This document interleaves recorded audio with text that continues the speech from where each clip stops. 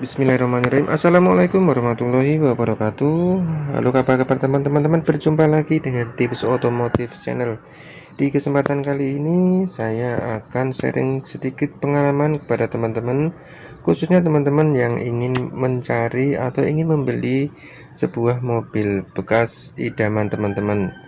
Berikut ini Tips Otomotif akan sampaikan beberapa tips cara untuk mengecek mesin dan kaki-kaki mobil tanpa harus tes jalan, yang simple, mudah dipelajari bagi teman-teman yang pemula, bagi teman-teman yang awam soal mobil, soal mesin mobil. Bagaimana cara untuk mengecek dan mengetes kaki-kaki jika saat ingin membeli mobil tanpa melakukan tes jalan, dengan cara mudah, simple bagi teman-teman semua. Oke, sebelum melanjutkan video ini, tolong dulu didukung Tips Otomotif Channel. Jangan lupa di like, share, dan subscribe. Jangan lupa di subscribe ya teman-teman, Tips Otomotif Channel. Oke, tentunya teman-teman yang sedang ingin mencari mobil, ingin membeli mobil, tentunya harus lebih hati-hati, teliti, jangan sampai memilih yang nantinya jika kita sudah terlanjur membeli dan ternyata kondisi mobilnya kurang baik, khususnya mesin dan kaki-kaki.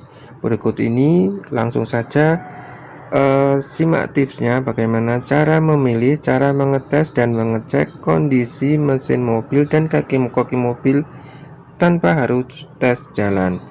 Bisa teman-teman lakukan dengan mudah. Yang pertama, kita cek mesinnya dulu. Contohnya ini untuk mobil all new Avanza teman-teman. Kita buka dulu kap mesinnya. Oke, kap mesin sudah terbuka dan inilah untuk kondisi seperti ini. Untuk jenis mobil all new Avanza, Xenia, Rush, dan Terios ya. Ini kondisi di ruang mesin seperti ini. Oke, kita amati dulu. Kemudian langkah yang pertama, kita melakukan cek mesin. Untuk cek mesin ini, pertama kita cek untuk bagian oli mesin. Kita buka tutup mesinnya. Jika keras kita bisa menggunakan tang teman-teman. Nah, ini kita buka, kita intip di bagian lubang pengisian oli mesin ini ya teman-teman.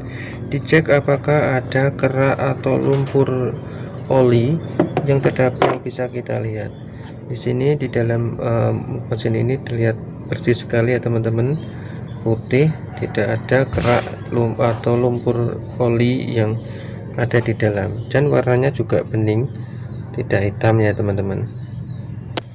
Jika terdapat kerak atau lumpur, itu mengindikasikan bahwa mobil ini itu sering telat ganti oli atau pernah terkena oli mesin palsu ya teman-teman. Jadi harus sering-sering rutin melakukan pergantian oli dan jangan sampai menggunakan oli palsu.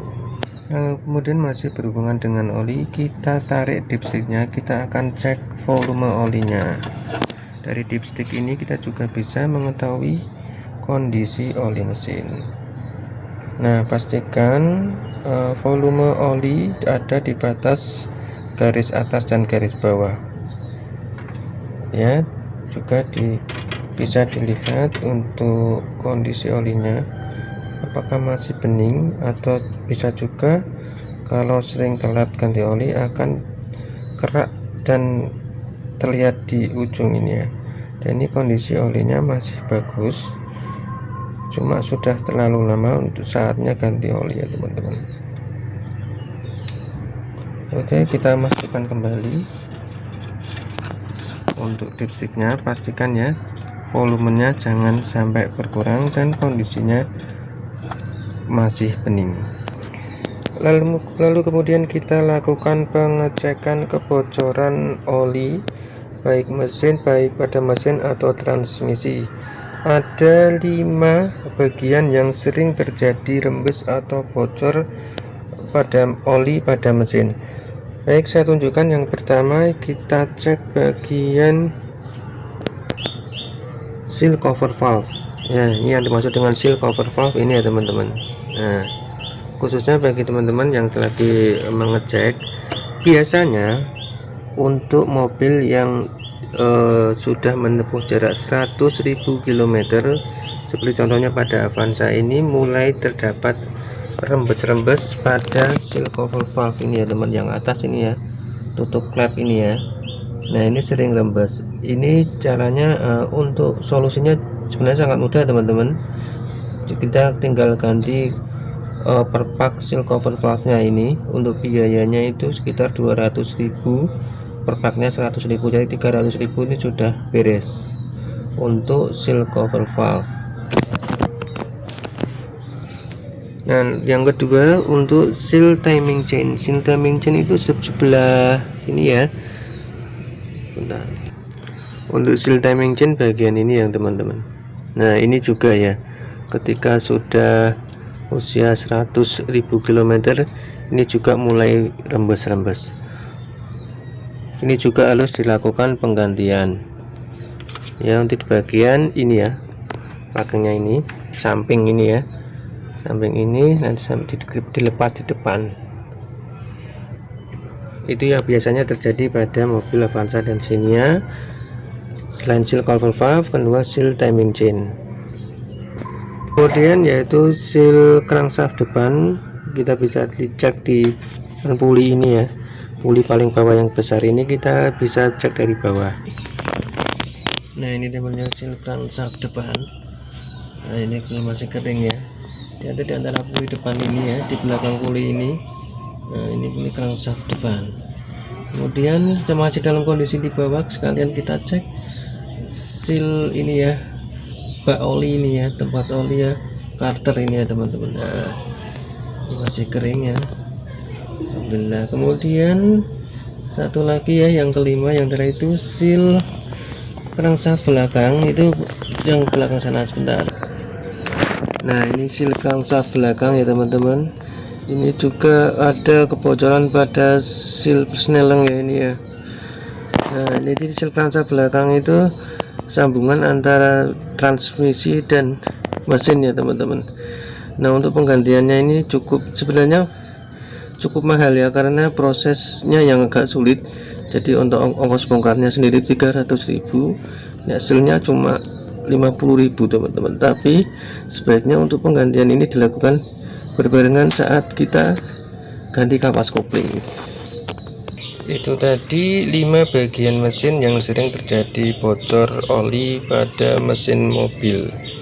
Sebenarnya untuk ada satu lagi ya, untuk mobil Matic, yaitu pada seal karter mobil Maticnya ya. Oke, lanjut pengecekan. Kita melakukan cek suara mesin. Kita nyalakan mesin. Saat pengecekan sebaiknya mesin kondisi dingin, belum dinyalakan. Kita on kan. Saat on semua indikator nyala, tapi nanti setelah start pastikan indikator tidak ada yang nyala. Berarti itu tandanya normal semua untuk mesinnya. Dan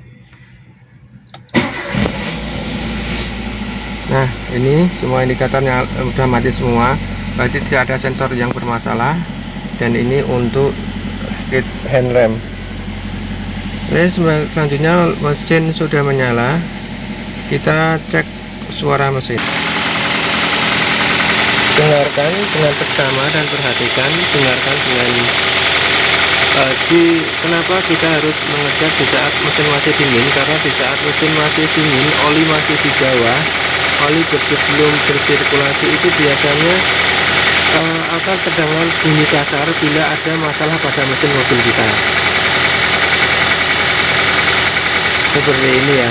Jika mobil ini tidak normal atau ada masalah dengan mesin, pasti ada dengar suara bunyi tak gitu. Itu bisa berindikasi ada kerusakan, ada perbaikan untuk mesin mobil.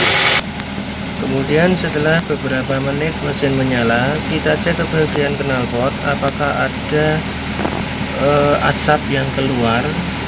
Biasanya untuk di pagi hari atau ketika baru dinyalakan mesinnya, setelah beberapa menit itu, seperti mobil ini saya ini ya, ini kan baru saya nyalakan, belum ada 1 menit, nanti sekitar 3-4 menit nanti Jika kondisi mobil masih bagus, mesin masih bagus, itu akan netes embun atau air pada knalpot. Dan pastikan tidak ada bau menyengat dan asap yang keluar dari knalpot. Selanjutnya itu tadi untuk pengecekan bagian mesin. Kemudian kita cek bagian kaki-kaki. Kita goyang, kita putar-putar setir ya, seperti ini. Kondisi mesin menyala, jika kita enteng, ini sudah menggunakan EPS. Jika kita goyang-goyang seperti ini terdengar bunyi dek dek dek klek klek klek pada baik setir atau pada roda, itu bisa diindikasikan dari reksirnya. Jika bunyi dek dek dek gitu ya, atau bunyi kletek-kletek di bagian roda, itu bisa dari link stop babil, ball joint, atau terot dan long terotnya teman-teman.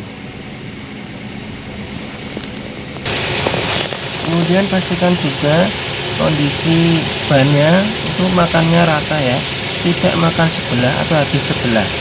Kondisi pemakaian bannya ini normal, tidak makan sebelah. Nah teman-teman, kita cek ini bagian ball joint, ini terot dan long terot. Jika ini bermasalah, teman-teman bisa diputar-putar ya. Jika terot ini bisa diputar dengan tangan, itu pertanda ini juga rusak atau harus segera diganti. Kemudian leng terot ini bisa diketok-ketok ya. Ini kalau bunyi tek-tek berarti leng terotnya ini juga rusak. Lalu ini link stabilizer ya, yang ini jika digoyang-goyang mudah sekali, jadi link stabilizer ini harus diganti. Ini untuk cek kondisi kaki-kaki tanpa kita harus jalan. Oke teman-teman, ini tadi ya bagaimana cara pengecekan mesin dan kaki-kaki saat kita ingin memilih mobil tanpa harus tes jalan. Oke, sampai di sini dulu video kali ini, semoga bermanfaat. Mohon maaf bila ada kurang dan kesalahan. Terima kasih. Jangan lupa di like, share, dan subscribe di Otomotif Channel. Wassalamualaikum warahmatullahi wabarakatuh.